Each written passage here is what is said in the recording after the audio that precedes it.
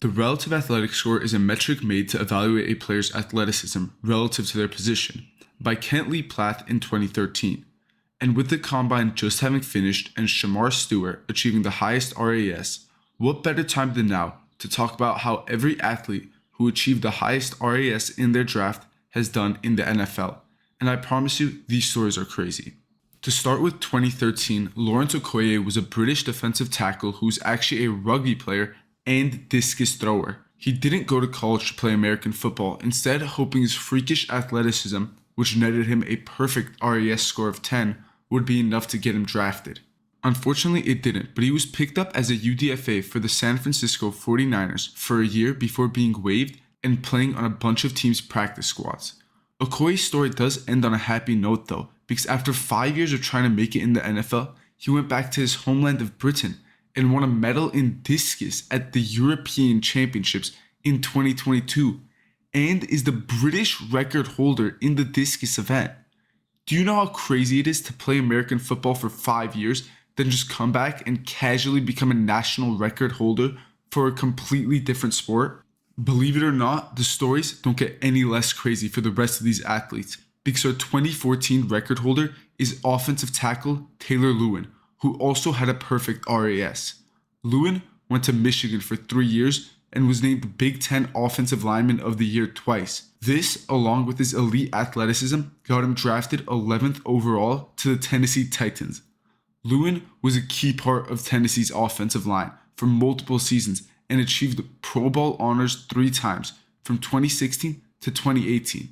He helped Derrick Henry and the Titans run for many yards, and many fans thought the Titans had found their franchise tackle. Unfortunately for Lewin and the Titans, the tackle tore his ACL in 2020, and along with some other future injuries, his career was cut short. But that right there is not the end for Lewin's story, because in 2023, he came back and sued the Titans for improperly performing surgery on his knee. And while the details about the case are not public, we wish Lewin the best of luck in his post-NFL career. In 2015, 2 players received an RAS of 10, and I just feel like I need to talk about them both, because what the actual hell. Christian Tsukoli, and apologies if I'm saying that wrong, was an Albanian-born NFL player, and there's a reason I'm saying player and not his position like usual, because this guy was a defensive tackle, defensive end, and even a center in the UFL as of last year. Tsukoli was forced to leave his home country at the age of 5 with his father in 1997 without his mother and with no ability to speak English because of the Albanian Revolution. Thankfully, 2 years later he was joined by his mother, and 2 years after that his little brother. And this guy, Tsukoli, was a natural-born athlete. His father was too poor to buy Tsukoli a bike like his neighbor had in Albania, so the father thought of a foolproof plan. He bought a less than 5-year-old Tsukoli a bike, but said, if you can't learn how to ride this by yourself in 24 hours, I'm returning it. And by some miracle, Tsukoli did learn how to ride the bike in 24 hours. This shows his work ethic, which is also evident in his game, because Tsukoli, a 6th-round pick, carved himself out an above-average NFL career, staying in the NFL on multiple teams for 4 years and later joining the UFL. The other perfect RAS scorer was Byron Jones, who was drafted in the 1st round to the Dallas Cowboys at pick 27. Jones actually holds the unofficial world record for standing long jump at 12 feet and 3 inches, and this guy wasn't just a good athlete. He was a baller at cornerback as well, and in 2019, he became the highest paid corner in NFL history at 5 years, $82 million to the Dolphins.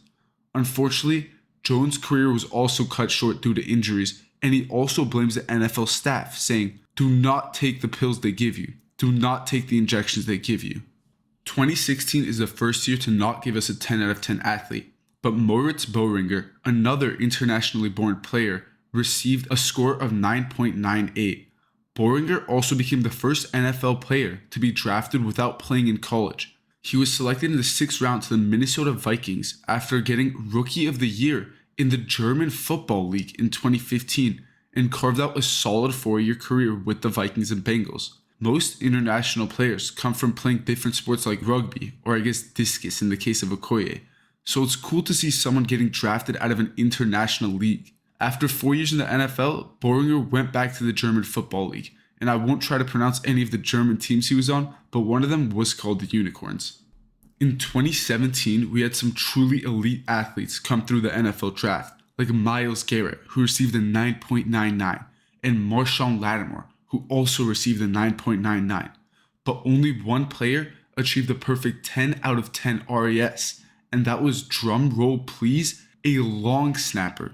You heard me correct, a long snapper out of Carnegie Mellon, a Division III program in Pennsylvania, was ranked as a better athlete than Myles Garrett.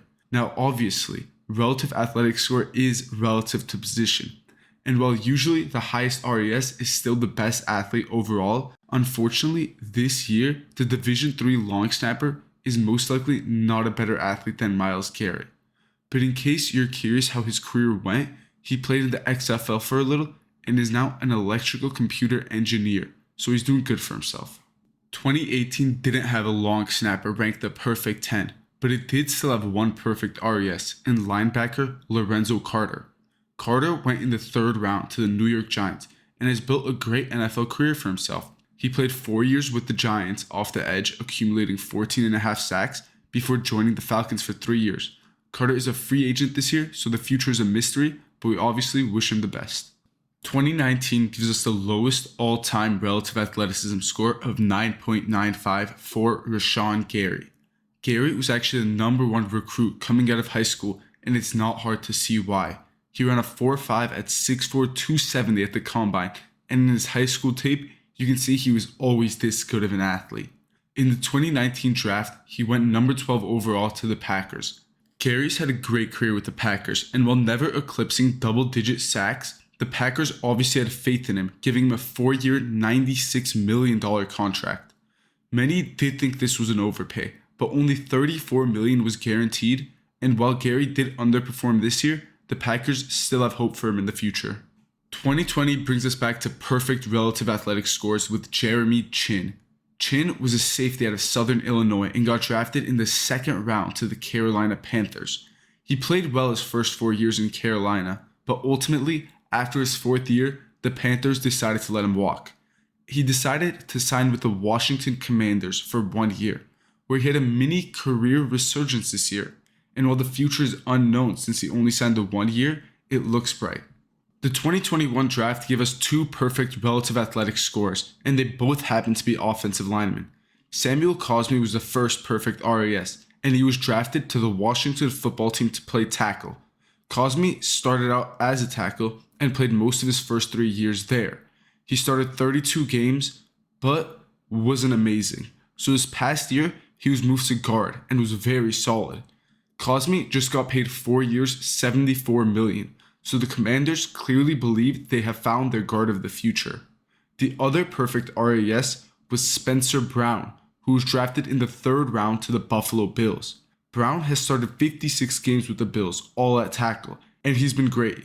Because of that, the Bills gave him a contract extension of 4 years, $72 million. So it's clear both of these guys were a hit.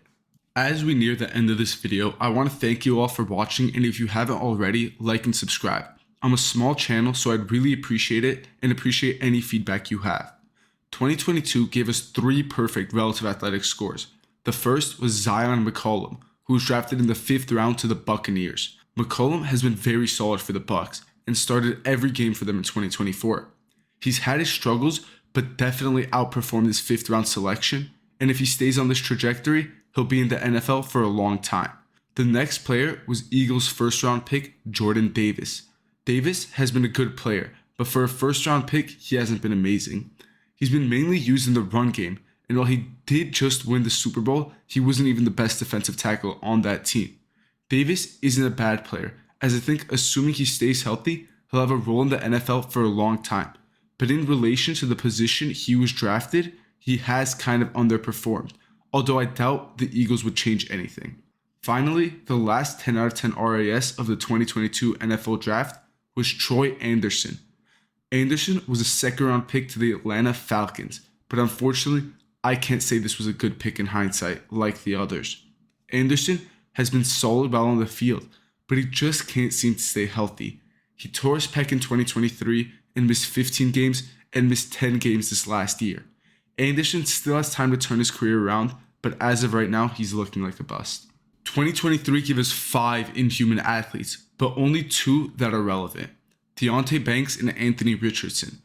Everyone knows Richardson is a superhuman athlete, but his accuracy has been shoddy, and this next year will most likely be his last as a guaranteed starter with the Colts. He was selected 4th overall, and he's only started 15 games, so I don't want to call him a bust, but unless he has a Josh Allen-esque career turnaround, it's not looking good for him. Deonte Banks was also a first-round pick. He went to the Giants at pick 24, and over the first 2 years of his career, he's really struggled. This last year, Banks allowed a passer rating of 124 when targeted, which is incredibly high, but he is only 23, and with how good of an athlete he is, a career turnaround wouldn't be impossible. To quickly go over 2024, Graham Barton was the only 10 out of 10, and he was drafted 26th to the Buccaneers. Barton did struggle a little his rookie year, but flashed lots of potential, and when you go from playing teenagers to 30-year-old grown men every Sunday, there are going to be a lot of growing pains. Overall, it's too early to evaluate Barton, but he looks like he'll be at least a solid center in the NFL for a while. Last but not least, the 2025 NFL Combine. It gave us 3 10 out of 10s: Shamar Stewart, Nick Emanwari, and Isaiah Noyor. Stewart and Emanwari will most likely be first-round picks with their great film and athleticism, and I imagine they carve themselves out great careers in the NFL. Noyor, while not as good of a prospect, definitely brought himself up some draft boards. Thanks for watching, like and subscribe.